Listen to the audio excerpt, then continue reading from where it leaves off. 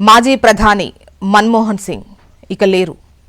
ఈ విషయాన్ని ప్రియాంక గాంధీ భర్త రాబర్ట్ వాద్రా ట్వీట్ చేశారు. నిన్న సాయంత్రం తీవ్ర అస్వస్థతకు గురైనటువంటి ఆయన్ను ఢిల్లీలోని ఎయిమ్స్కు తరలించారు. అక్కడ ఎమర్జెన్సీ వార్డులో వైద్యులు చికిత్స చేశారు. అయితే కొద్దిసేపటికే ఆయన ఇక లేరు అన్నటువంటి వార్తను తెలియజేశారు. మాజీ ప్రధాని, ఆర్థికవేత్త, ఆర్థిక సంస్కరణల్లో ఆయనకు ఎందుకంత ప్రాముఖ్యం, ఆయన చేసిన కృషి ఏంటి అని మాట్లాడుకోవాల్సినటువంటి తరుణం. మన్మోహన్ సింగ్ భారత ఆర్థిక రంగంలో ఒక కీలక వ్యక్తిగా నిలిచారు. పివి నరసింహారావు పీఎంగా ఉన్న టైంలో అంటే 1991వ సంవత్సరం ఆర్థిక సంస్కరణలు దేశాన్ని ఆర్థిక సంక్షోభం నుంచి గట్టెక్కించాయి అని చెప్పొచ్చు. 1991లో భారత్ తీవ్రమైన ఆర్థిక మాంద్యంలో కొట్టుమిట్టాడుతోంది.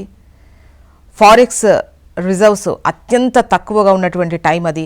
కేవలం 2 వారాల ఎగుమతులకు సరిపడా నిధులు మాత్రమే మిగిలి ఉండటం సమస్యను మరింత జటిలం చేసిందని చెప్పొచ్చు. అప్పట్లో విదేశీ అప్పులు భారీగా పెరిగి రూపాయి విలువ పడిపోవడం జరిగింది. తక్షణమే పరిస్థితి మెరుగుపరచడానికి ఆర్థిక వ్యవస్థను పూర్తిగా సంస్కరించాల్సినటువంటి టైం అది. 1991లో పివి నరసింహారావు నేతృత్వంలో మన్మోహన్ సింగ్ ఆర్థిక మంత్రిగా బాధ్యతలు చేపట్టారు.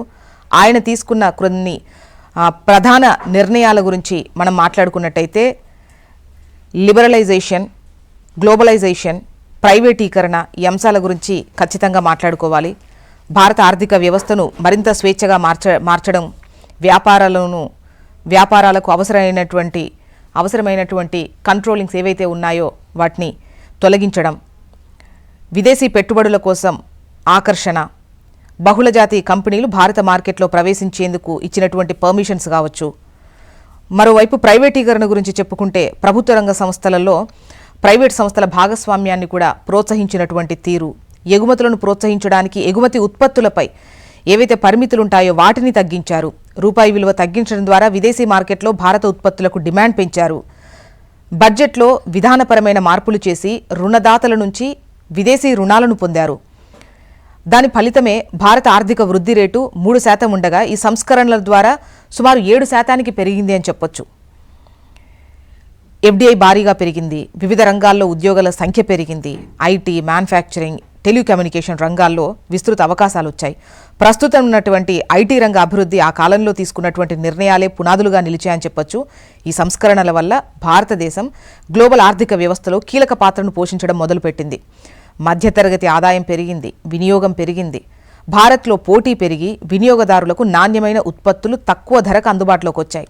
ఆర్థిక సంక్షోభంలో ఉన్నటువంటి భారతదేశం ఈ సంస్కరణల ద్వారా అంతర్జాతీయ రుణదాతల నమ్మకాన్ని పొందగలిగింది అని చెప్పొచ్చు, పెంచుకోగలిగింది అని చెప్పొచ్చు. ప్రపంచ బ్యాంక్, IMF నుండి రుణ సాయం పొందడం కావచ్చు, ఆర్థిక వ్యవస్థను నిలబెట్టడం సాధ్యమైంది.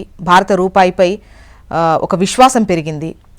దేశం ఆర్థిక సంక్షోభం నుంచి గట్టెక్కింది. ఆర్థిక సంక్షోభం నుంచి భారత్ను బయటపడే దిశలో ఆయన చేసినటువంటి కృషి దేశ చరిత్రలో ఓ విప్లవాత్మకమైనటువంటి మైలురాయిగా నిలిచిపోతుంది అని చెప్పడంలో ఎటువంటి అతిశయోక్తి లేదు. 1991లో ప్రారంభమైన ఆర్థిక మార్పులు భారతదేశాన్ని ప్రపంచ ఆర్థిక శక్తిగా మార్చేశాయి. ఇప్పుడు ఆయన లేరు. మాజీ ప్రధాని మన్మోహన్ ఇక లేరు.